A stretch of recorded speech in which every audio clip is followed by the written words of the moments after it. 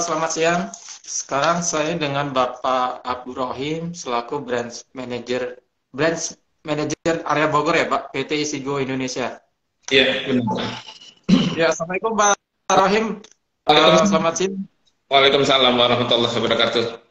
Minal aidin wal faizin, Pak Abdul, mohon maaf lahir batin nih sekalian, kita dalam masih suasana Idul Fitri. Baik. Minal aidin juga Pak. Ya, Ya, sebelum jauh mengulas terkait topik yang akan kita bahas Pak, mungkin Pak Rahim bisa kasih gambaran sekilas tentang profil singkat PT Isigo atau milestone-nya seperti apa Pak? oke. Terima kasih Pak Abdul. Salam sejahtera untuk kita semua. Isigo Indonesia sendiri ini adalah karya anak negeri yang 100% kita develop, kita kembangkan, kita bangun. Dari 2006 Isigo Indonesia ini berdiri. Alhamdulillah sampai hari ini sudah hampir 50.000 customer kendaraan yang sudah terintegrasi atau sudah tercatat masuk dalam di server kita, atau kurang lebih sekitar hampir 13.000 lebih corporate. Kita alhamdulillah sampai hari ini juga untuk tim yang expert itu sudah hampir 100 orang yang tersebar di beberapa cabang kita, mulai dari Pulau Jawa, Sumatera, dan ini kita terus mengembangkan untuk di Makassar. Seperti itu Pak Abdul untuk singkatnya dari PT Isigo sendiri.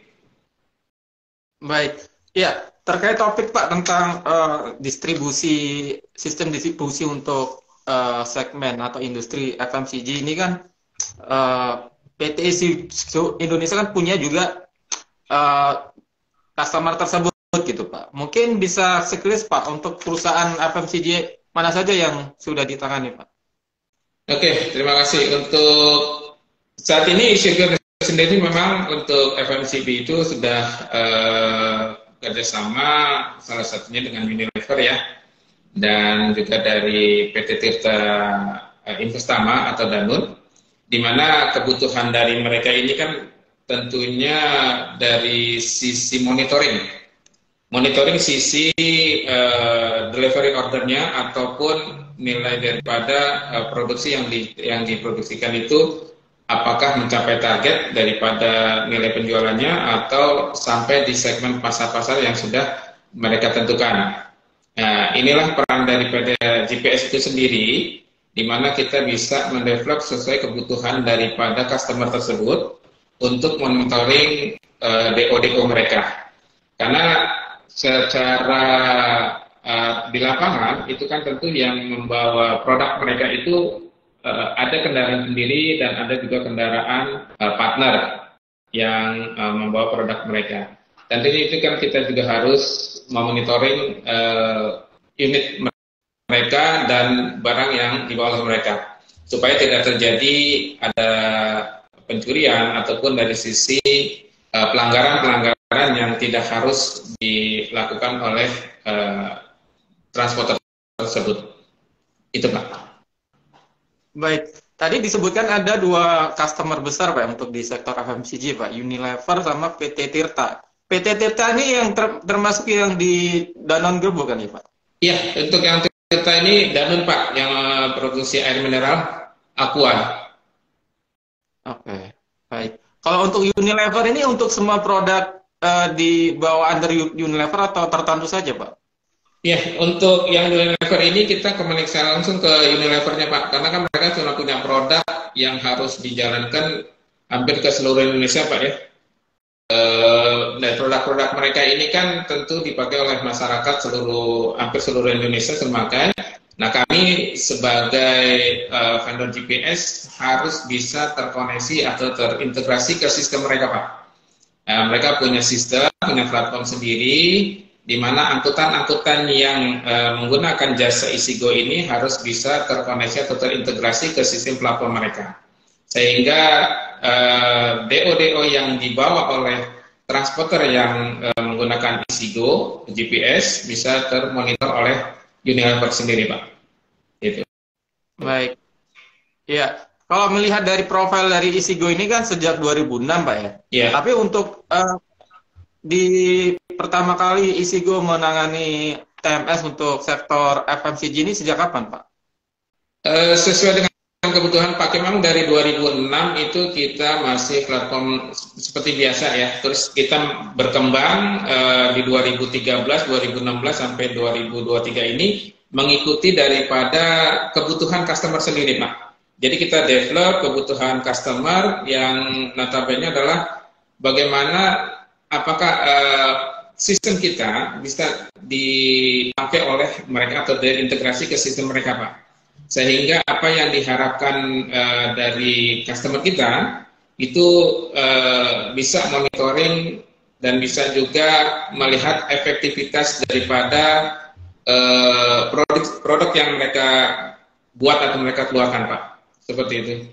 Dari Boleh 2000 ke atas, Pak. 2016, 2013 kita sudah TMS, Pak. Udah kita buat platform transportation management sistemnya, Pak. Sampai hari ini kita terus berkembang, Pak. Baik, boleh tahu customer pertama untuk sektor FMCG Isigo, Pak? Kalau yang pertama kita memang dari Unilever sendiri, Pak. Oke, Unilever ya. Nah, itu yang platform yang kita bisa integrasikan ke sistem mereka, Pak. Karena dari Unilever terus kita berkembang sampai hari ini, Pak, untuk kebutuhan daripada FMCG sendiri, Pak. Baik. Ketika awal sebelum Unilever menggunakan layanan dari Isigo itu kan tentu dari pihak mereka banyak keluhan ya Pak dari sisi distribusi. Apa yang waktu itu dikeluhkan Pak oleh mereka Pak, oleh Unilever Pak? Baik, Pak. Kalau Bapak ketahui bahwa sistem mereka ini kan adalah partner dengan transporter yang membawa produk mereka, Pak ya. Nah, dalam perjalanannya ini kan tentunya kita harus pantau juga, karena barang yang mereka bawa ini kan mudah, dalam tanda kutip ya, mudah dipakai atau dijual, sehingga mereka harus pantau mulai dari asal dropping atau loading sampai ke unloading ke gudang-gudang mereka, Pak. Nah, dalam perjalanannya tentu kan banyak hal yang harus dibantu dimonitor juga, Pak. Karena ya kita tahulah kita juga tidak menginginkan hal-hal yang negatif di perjalanan, sehingga juga kita bisa tahu ke sana. Nah, setelah tibanya di sana tentunya mereka juga kan harus monitor apakah DO yang mereka bawa ini sudah dibongkar atau belum, Pak. Nah, ini kan juga ada, kalau semacam bahasanya ada uang inapnya.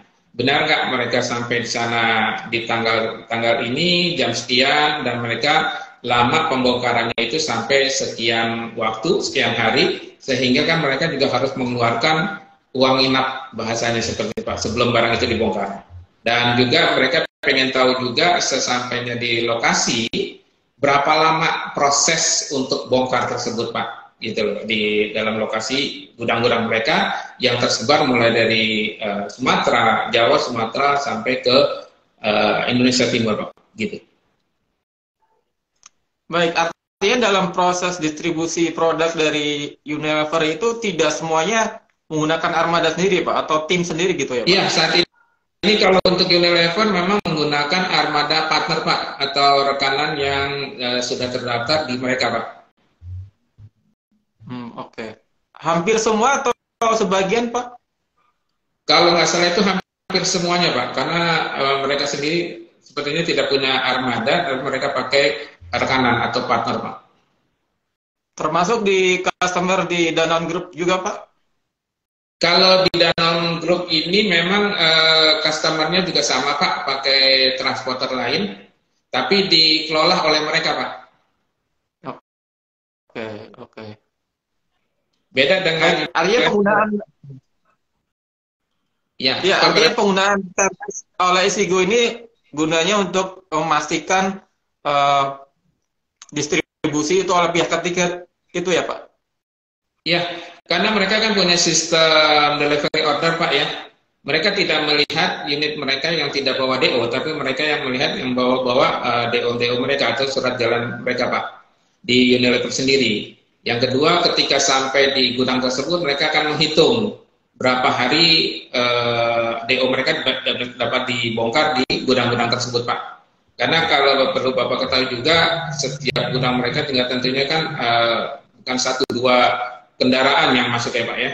Sehingga mereka akan menghitung lead time-nya, Pak, untuk waktu untuk pembongkarannya, karena customer juga kan kalau makin lama dibongkar juga kan mereka punya anggaran untuk biaya untuk uang inapnya, Pak, ke driver ya, Pak ya, sebelum itu bisa dibongkar, Pak.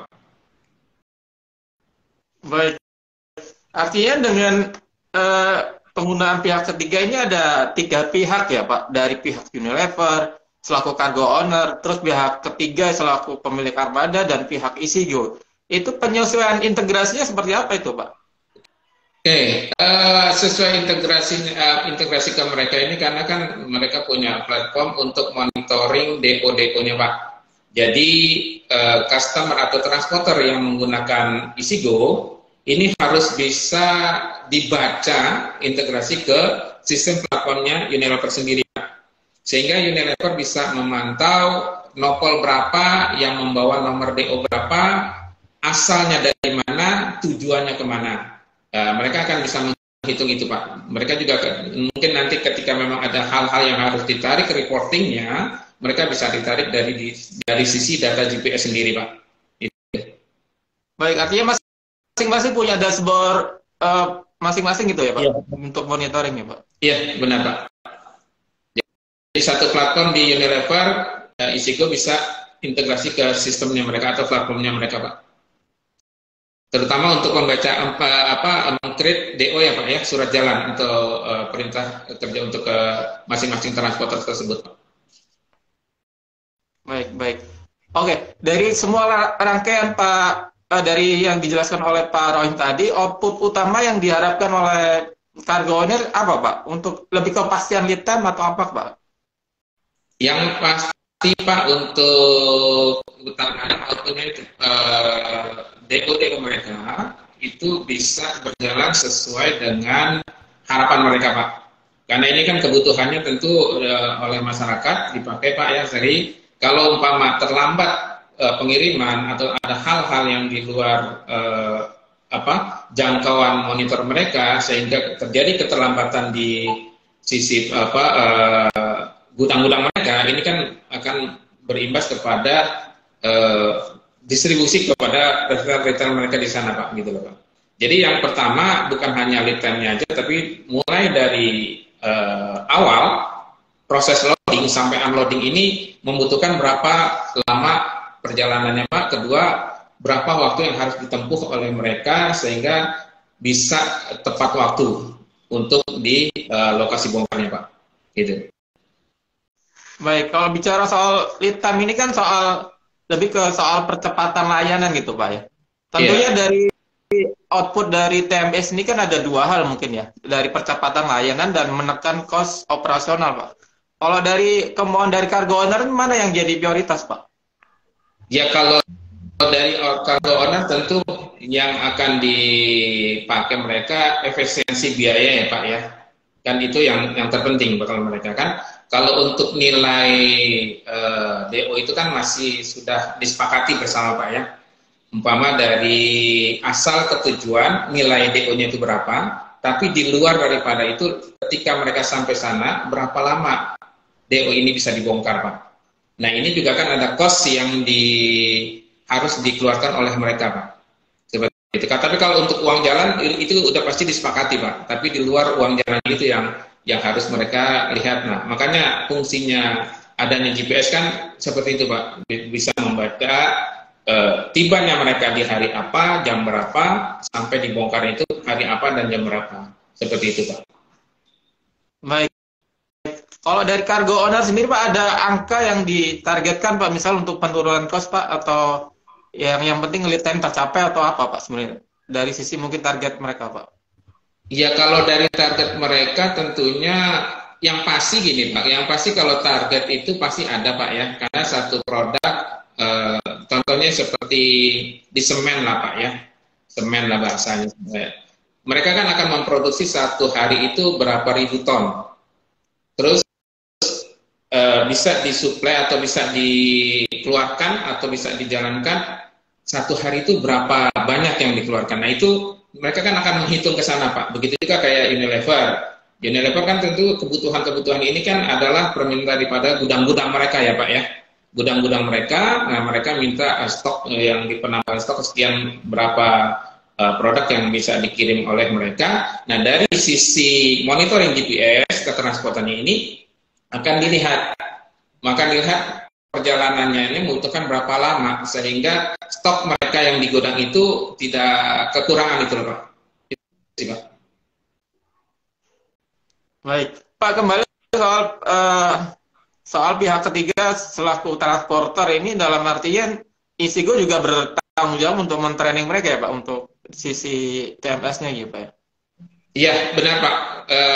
Isigo juga kan karena mereka pakai layanan kita, di mana layanan kita juga kan bisa terintegrasi ke sistemnya cargo owner, maka kita punya kewajiban untuk mentraining PAC dari masing-masing transporter tersebut untuk bisa menggunakan layanan ini sampai mereka bisa integrasi ke sistem cargo owner yang sudah kita sepakati Pak. Baik, cara Isigo untuk mengurangi misalnya untuk miss gitu Pak antara pihak ketiga ini Pak? Seperti, sorry Pak, diulang Pak. Ya, cara Isigo untuk menekan resiko miskomunikasi atau mismanagement ketika kan ini melibatkan banyak pihak gitu Pak, untuk integrasinya Pak.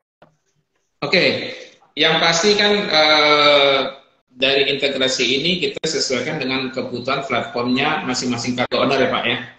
Nah dari cargo owner ini dia punya platform, apakah yang kita dan kita juga punya apa namanya tim develop atau programmer yang harus bisa membantu dari sisi ke sistem Pak.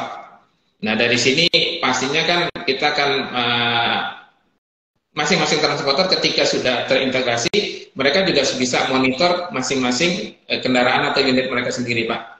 Jadi diharapkan pihak ketiga ataupun transporter yang sudah terpasang Isigo bukan hanya mengcreate depo, tapi juga mereka bisa monitor mobil-mobil mereka Pak. Nah itu kewajiban kita, makanya kita punya IT support yang harus mentraining daripada fitur-fitur yang sudah kita punya Pak, termasuk bagaimana mentraining mereka untuk bisa meng-create DO-nya tersebut sehingga bisa terintegrasi ke sistem platform-platform cargo owner Pak. Baik, baik. Terkait fitur ini khusus untuk TMS perusahaan FMCG, apa Pak fitur-fitur wajib yang harus dipasang di kendaraan mereka Pak? Kalau untuk yang terpasang di kendaraan mereka ini tentunya sesuai dengan kebutuhan daripada customer ya Pak ya. Jadi kita punya pengembangan ini kita bisa digunakan oleh semua transporter yang sekiranya mereka memang sudah punya kontrak kerja dengan beberapa cargo owner Pak. Jadi kita menyesuaikan developnya ini sesuai dengan kebutuhan daripada cargo owner itu sendiri Pak. Gitu. Bisa Jadi, kasih contoh Pak fitur wajibnya Pak untuk FMCG apa saja Pak?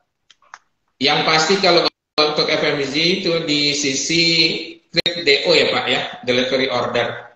Di sana juga bagaimana mengisi nomor DO-nya tersebut. Yang kedua sisi geofencing dari asal dan tujuan tentunya juga bisa dibuatkan. Salah satu itu yang terutama adalah DO-nya Pak. Dan DO itu kan bisa dibaca mulai asal dan tujuannya Pak. Sehingga dari platform cargo owner itu bisa men-track nopol berapa yang membawa DO tersebut Pak. Dan perusahaan mana yang pasti gitu. Karena di mereka juga kan tentu bukan satu perusahaan transporter Pak ya.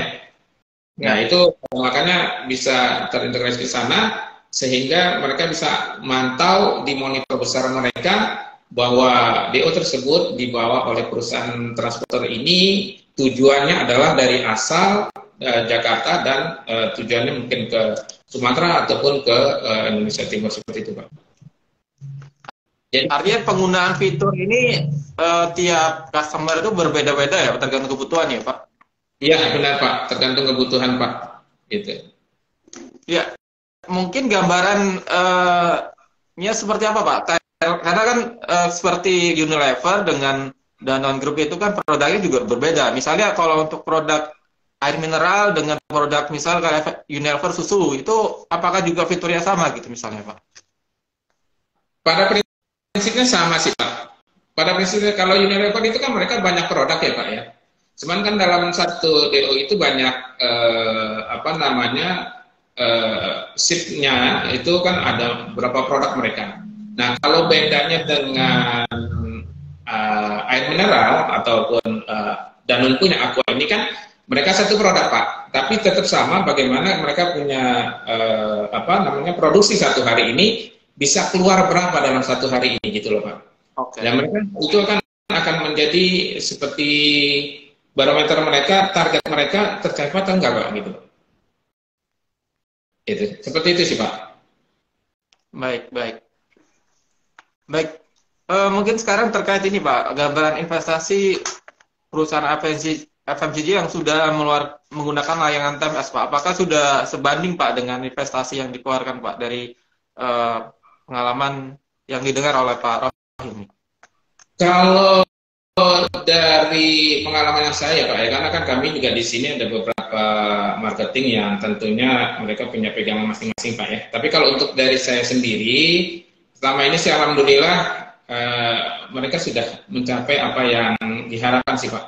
Gitu. Karena kan kalau khusus untuk Unilever ya Pak ya, kalau seandainya mereka punya penilaian Pak, kalau seandainya si transporternya ini tidak bagus, tentu juga DO mereka akan berkurang Pak. Nah, bagus tidak bagusnya ini juga kan ada sangkut pautnya dengan sistem GPS yang apa yang dipakai oleh mereka Pak. Gitu kan Pak ya. Seperti itu sih Pak. Jadi mereka di sana juga ada punya penilaian Pak. Dan alhamdulillah sampai hari ini sih di transporter saya yang ngangkut atau yang bawa produk daripada Unilever sendiri tidak ada keluhan yang signifikan sih Pak. Paling hanya beberapa keluhan yang bukan tergantung bukannya daripada si apa Unilevernya Pak. Itu sih Pak. Ya, bisa dikatakan investasi TMS ini sudah sebanding Pak ya dengan output yang diharapkan oleh cargo owner ya Pak? Iya benar. Gitu. Dan sudah menjadi keharusan Pak untuk sistem distribusi Pak? Kalau untuk distribusi keharusan Pak, karena mereka kan juga akan melihat produktivitas daripada produk mereka Pak, yang bisa terjual ataupun yang bisa didistribusikan masing-masing transporter Pak, gitu loh. Makanya kita punya beberapa fitur yang paling tidak monitor dari sisi DO-nya, dari sisi keterlambatan atau pelanggaran seperti apa, dan dari sisi utilisasinya Pak. Seperti itu. Baik, kalau ada yang pihak mengatakan bahwa untuk layanan TMS ini sejauh ini masih mahal, itu apakah masuk akal Pak dengan benefit yang didapat Pak? Tergantung ya Pak ya, artinya dikatakan mahal itu dari sisi apa dulu Pak? Ya kan, kita juga kan nggak bisa menilai bahwa produk ini mahal, harganya mahal atau tidak mahal.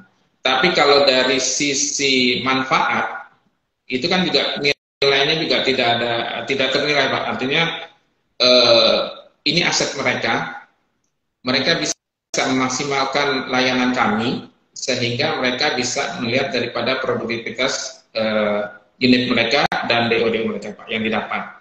Makanya kita kan punya satu fitur namanya utilisasinya itu Pak. Dari utilisasinya ini kan nggak akan terlihat aktivitas masih produktivitas daripada unit-unit mereka Pak. Kalau kita bandingkan selama ini kalau mereka tidak pakai apa namanya layanan GPS, tentunya kan mereka lebih banyak anggarannya Pak. Harus dari pulsa, monitor telepon si driver, dia juga tidak tahu apa namanya apakah barangnya aman atau tidak sampai di lokasi seperti itu Pak. Jadi kalau bicara mahal atau tidak mahal, Kalau menurut saya sih yang sampai hari ini nih tidak mahal Pak, karena nilai yang didapat itu lebih daripada nilai yang dikeluarkan oleh mereka Pak. Itu. Baik. Kalau dari data Isigo sendiri, Pak, sebenarnya apakah semua perusahaan FMCG sudah menggunakan TMS, Pak? Atau belum belum semua, Pak? Ya kalau hampir semua sekarang menggunakan TMS sih Pak. Oke. Gitu. Jadi Jadi itu artinya menjadi jawaban bahwa saya memang TMS sudah menjadi keharusan untuk sistem distribusi FMCG ya, Pak? iya benar Pak. Ya kalau ya ini kan tadi kan kalau kita feedback ke belakang lagi tadi saya bilang produk yang mereka keluarkan ini kan harus mencapai target daripada yang mereka harapkan Pak. Karena mereka mengeluarkan per harinya kayak tadi yang saya umpamakan kayak kan karena kita juga main di apa di perusahaan semen ya Pak ya. Mereka kan juga punya target produksi semen satu hari ini berapa ribu ton, berapa yang bisa keluar per hari, mereka kan menghitung itu Pak, sehingga produktif mereka itu benefit seperti apa gitu loh Pak. Nah dari situ kan kami hanya layanan jasa monitoring atau institut GPS ini menyesuaikan dengan kepada kebutuhan daripada mereka sendiri Pak. Itu yang bisa kita develop, kita akan develop, yang kita bisa integrasikan, kita bisa integrasikan Pak. Gitu. Baik. Kalau tadi disampaikan Pak Rohim bahwasanya untuk investasi TMS ini di sistem distribusi itu tidak terlalu mahal, mungkin berapa untuk perusahaan FMCG ya untuk mengeluarkan Pak? Mengeluarkan anggaran atau seperti apa Pak? Di TMS Pak. Oke, biasanya kalau perusahaan mereka itu hanya meregulasikan kepada partnernya Pak atau rekanannya Pak. Jadi ada yang hubungan kita dengan transporter, tidak langsung kepada cargo owner Pak. Gitu Pak. Biasanya seperti ada juga yang seperti ada juga kalau seandainya mereka punya unit sendiri, baru mereka akan hubungan dengan Isigo sendiri Pak.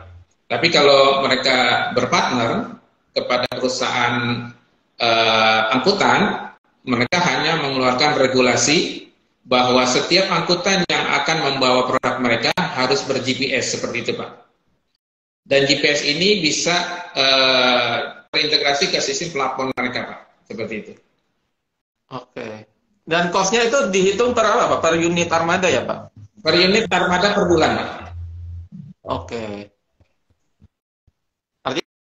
Ya semakin banyak armada semakin ya tinggal dikalikan aja gitu ya Pak. Iya Pak, kalau bahasa sekarang ini mengeluarkan Rp5.000 per hari Pak. Kalau bahasanya itu sangat minim banget ya Pak ya. Rp5.000 kalau kita bisa beli air mineral hanya satu botol. Tapi dengan Rp5.000 yang kita keluarkan untuk dengan layanan GPS kita per bulannya juga nggak sampai sekian ratus ribu, gitu Pak. Tapi mereka dapat benefit daripada kendaraan ataupun PO mereka. Yang pertama, yang kedua juga bisa memanage, memaintain kepada unit-unit mereka karena kan ini aset mereka ya Pak ya, aset mereka yang harus mereka monitor juga Pak. Itu seperti itu sih Pak. Ya ibaratnya seperti itulah Pak. Kalau di Sigo sendiri bahasanya ya semakin kita dapat monitor aset kita, karena ini kan mobil adalah ATM mereka Pak ya. Nah itu semakin benefit untuk mereka sih Pak. Seperti itu Pak. Baik. Pak Rahim, 3 tahun terakhir ini kan Isigo kan tidak jadi pemain sendiri ya Pak untuk di sektor TMS. Mulai banyak bermunculan pemain-pemain baru gitu dengan penawaran yang tentu berbeda mulai dari fitur, layanan, bahkan ada yang bermain di harga gitu Pak. Melihat itu apa yang menjadi pembeda saat ini Pak Isigo ketimbang kompetitor Pak? Kalau kita melihat pembeda, tentu masing-masing kompetitor mereka punya definisi sendiri Pak ya. Yang penting bakal kami adalah layanan after sales yang akan kita berikan ke mereka. Yang kedua adalah bagaimana kita bisa memenuhi kebutuhan mereka, bukan hanya sisi monitornya aja, tapi ada juga beberapa sisi yang harus di-develop. Dan yang ketiga adalah layanan customer service kita, Pak. Itu yang paling utamakan, Pak, ya. Karena kan mereka juga punya produk itu bisa sampai yang 24 jam, Pak, ya. Jadi masing-masing, ya, kalau dari kami akan memberikan sesuatu yang terbaik dari sisi after sale-nya, Pak. Gitu. Kalau untuk melihat daripada produk, daripada fitur, tentu masing-masing kompetitor ataupun vendor itu mereka punya kekuatan masing-masing, Pak, ya. Tapi kalau untuk Isigo sendiri dari 2006 sampai hari ini dan grow-nya ini semakin besar, tentu kan ini menjadi pola penilaian masing-masing customer, Pak. Kalau mereka nggak puas, tentunya kan kita nggak berkembang sampai hari ini, Pak. Gitu sih, Pak. Baik. Apakah termasuk dari sisi inovasi, kan tadi disampaikan bahwasanya secara sistem Isigo bisa kustomisasi gitu, maksudnya menyesuaikan dengan permintaan dari customer. Itu menjadi pembeda juga, Pak? Salah satunya, Pak. Salah satunya itu, Pak. Karena kan kebutuhan dari perkembangan IoT sendiri atau teknologi sendiri ini kan semakin kedepannya semakin tinggi, ya, Pak, ya, secara digitalisasinya, Pak. Ya, tentunya dengan sistem digitalisasi yang semakin berkembang, kami juga akan menyesuaikan daripada kebutuhan customer itu sendiri, Pak. Ya, sekiranya memang menjadi mempermudah mereka yang selama ini mereka harus buka gadget macam-macam, tapi mempermudah mereka sisi monitoring, itu kita akan bangun bersama-sama dengan transporter atau pada karbon itu sendiri, Pak. Itu ada win-win solution bagaimana mereka bisa dapat benefit daripada Isigo sendiri, dan Isigo sendiri juga bisa mengembangkan daripada kebutuhan daripada customer sendiri, Pak. Gitu. Baik, Pak, kembali soal potensi pasar TMS di sektor FMCG, Pak. Tadi disebutkan salah satu customer dari Isigo kan ada Unilever, ada Danone Group gitu. Kalau melihat hari ini dengan pemain FMCG juga sangat besar, itu seberapa potensi yang masih bisa digarap Pak oleh Isigo, Pak? Ya, makin kalau secara yang bisa digarap sih makin besar, ya, Pak, ya. Tinggal tergantung bagaimana kita bisa mengambil pasar tersebut sih, Pak.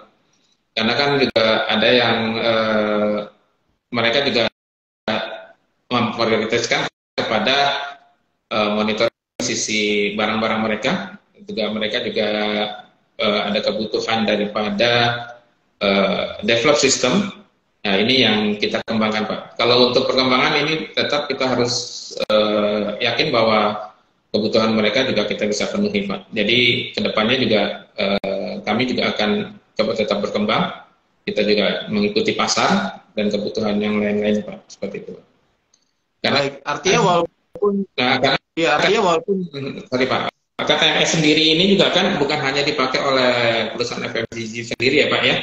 Logistik, distribusi, angkutan orang atau angkutan barang yang lainnya, Pak. Ini TMS sendiri bisa dipakai oleh perusahaan-perusahaan tersebut, Pak. Jadi perkembangan sekarang ini ya bagaimana kita bisa bermain untuk kedepannya di sisi baik swasta maupun ke pemerintahan, Pak. Seperti itu. Baik, artinya walaupun semua perusahaan FMCG sendiri hampir semua sudah menggunakan TMS, peluangnya untuk bisa digarap Isigo masih ada, ya, Pak? Masih ada, Pak. Masih ada, Pak. Baik. Terakhir mungkin Pak Rohim, untuk target Isigo tahun ini atau ada proyek-proyek tertentu yang akan dikerjakan, Pak, untuk tahun ini, Pak? Oke. Untuk tahun ini seperti yang masing-masing perusahaan tentunya kan punya target proyek, Pak, ya.